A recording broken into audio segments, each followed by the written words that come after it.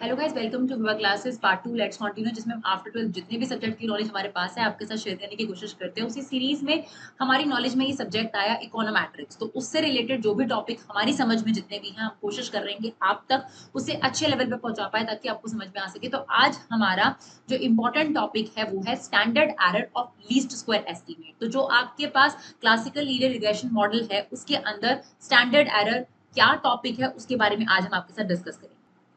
तो जैसा कि हम लोग ऑलरेडी जानते हैं कि हमारे पास पॉपुलेशन रिग्रेशन फंक्शन होता है। पॉपुलेशन रिग्रेशन फंक्शन है एग्जांपल के तौर पे Y I is equal to beta one plus beta two X I plus mu, right. अब आपने क्या करना होता है कि इट्स नॉट पॉसिबल कि आप पूरे पॉपुलेशन को सर्वे कर सको, तो आप सैंपल रिग्रेशन फंक्शन की मदद से ही पॉपुलेशन रिग्रेशन फंक्शन का जो है एस्टिमेट्स लगाते हो। तो हमारे पास उसी में आपके पास इक्वेशन बन जाती है Y I hat is equal to beta one hat plus beta two hat x I plus mu I hat, right. अब हमें पता है कि जो हमारे एस्टिमेट्स होते हैं सैंपल के, जो सैंपल का रिग्रेशन फंक्शन है वो एस्टिमेट्स पर डिपेंड करता है। तो बेसिकली क्या होता है, क्योंकि जो डेटा होता है वो सैंपल टू सैंपल वेरी करता है, तो जो एस्टिमेट्स होते हैं जो बीटा वन और बीटा टू आपने हेड देखा ये भी चेंज हो सकते हैं सैंपल टू सैंपल, राइट। तो अब आपने बीटा वन बीटा टू के बेसिस पर जो एस्टिमेट्स लगाने हैं बीटा वन और बीटा टू, हमने ऑलरेडी वीडियो में डिस्कस करा, इनको एस्टिमेटर्स बोलते हैं और बीटा वन और बीटा टू को एस्टिमेट बोलते हैं।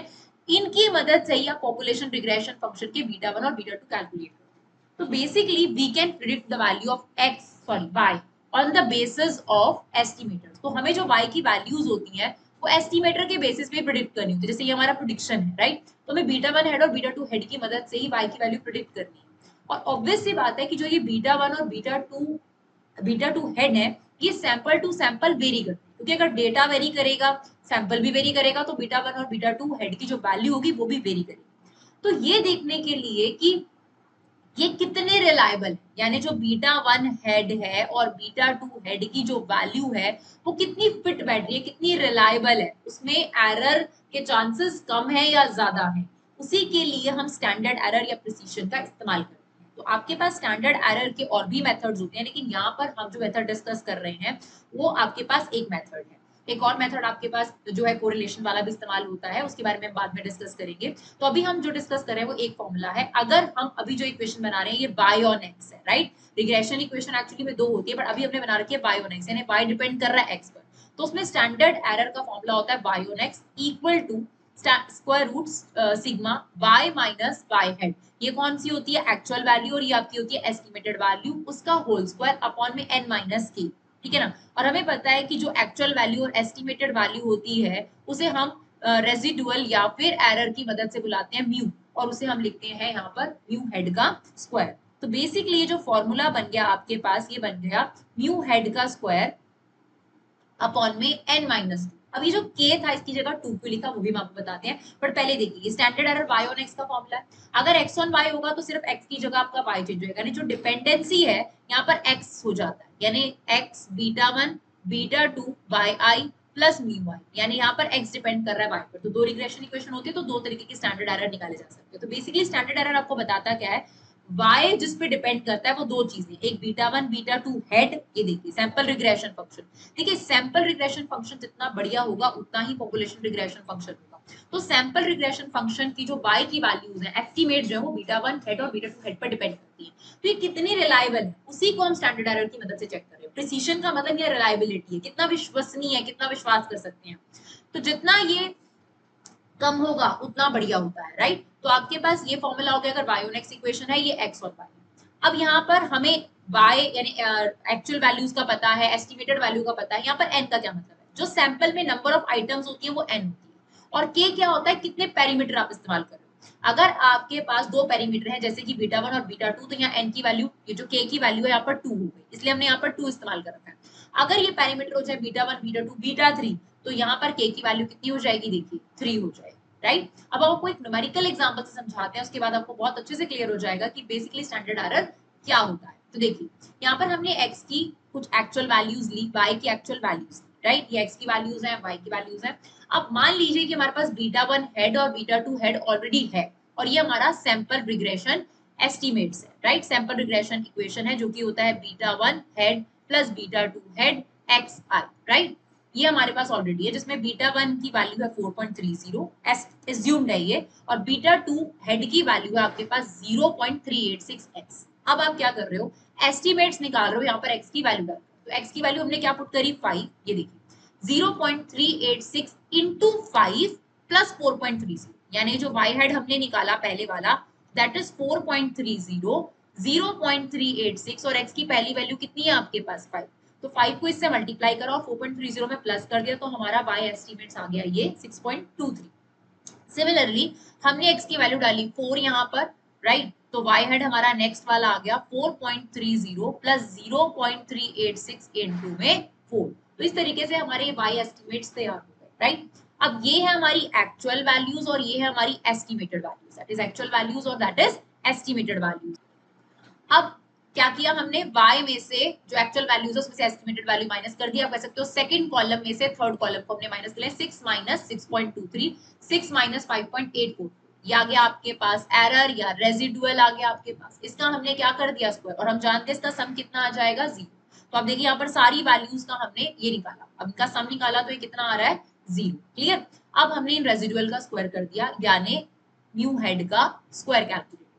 नाउ हमारे पास स्टैंडर्ड एरर का क्या फॉर्मूला, स्टैंडर्ड एरर का हमारे पास फॉर्मूला था म्यू हेड का स्क्वायर अपॉन में n माइनस 2, क्यों, क्योंकि हम यहाँ पर दो ही पैरामीटर ले रहे हैं बीटा 1 और बीटा 2, राइट। अब देखिए यहाँ पर हमारे पास इसकी वैल्यू कितनी थी, ये देखिए म्यू हेड के स्क्वायर की वैल्यू कितनी है 1.586, वो वैल्यू हमने यहाँ पुट कर दी।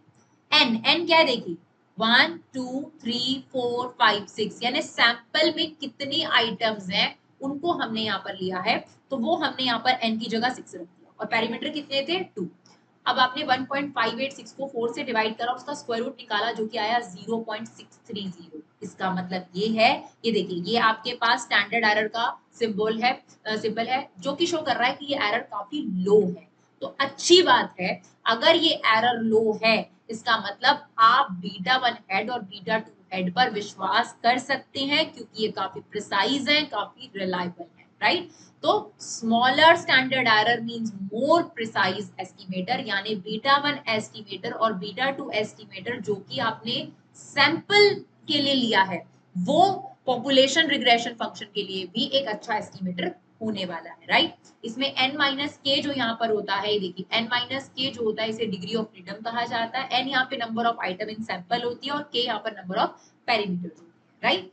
अब देखिए यहाँ पर वेरिएंस भी निकाला जाता है बीटा 1 हेड और बीटा 2 हेड का, राइट। स्टैंडर्ड एरर के ही ये आपके पास ऑल्टरनेटिव फॉर्मूलाज हैं। तो वेरिएंस क्या होता है, देखिए वेरिएंस होता है स्टैंडर्ड डेविएशन का स्क्वायर। वेरिएंस क्या होता है, स्टैंडर्ड डेविएशन का स्क्वायर। तो बेसिकली स्टैंडर्ड एरर यही कहती है कि अगर बीटा 2 और बीटा 1 में वेरिएशन कम होगा, जितना वेरिएंस इनमें मिनिमाइज होगा उतना ज्यादा आपके लिए ये विश्वसनीय होंगे, विश्वास लायक होंगे, रिलायबल होंगे, प्रिसाइज होंगे।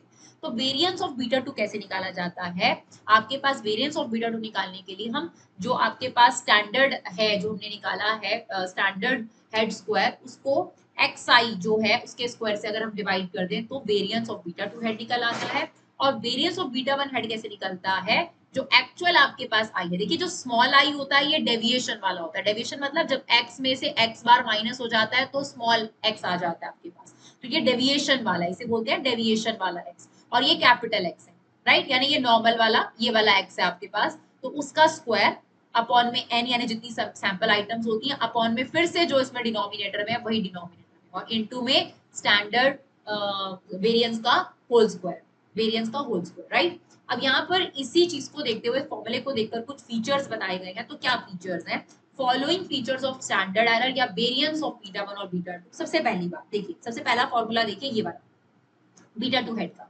तो ये कहता है कि जो वेरिएंस ऑफ बीटा 2 हेड है वो आपके पास स्टैंडर्ड डेविएशन के स्क्वायर से डायरेक्टली प्रोपोर्शनल है, या डायरेक्टली लिंक करेगा। जितना ये हाई होगा ये भी हाई होगा, अगर ये लो होगा तो ये भी लो होगा, इसे बोलते हैं डायरेक्टली प्रोपोर्शनल।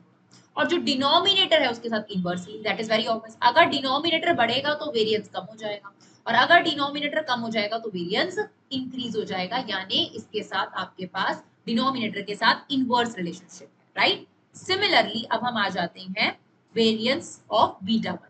बीटा वन में बहुत क्लियरली आपको नजर आ रहा है, देखिए डिनोमिनेटर के साथ डायरेक्ट रिलेशनशिप और सॉरी न्यूमरेटर के साथ डायरेक्ट रिलेशनशिप और डिनोमिनेटर के साथ इनवर्स रिलेशनशिप, सिंपल।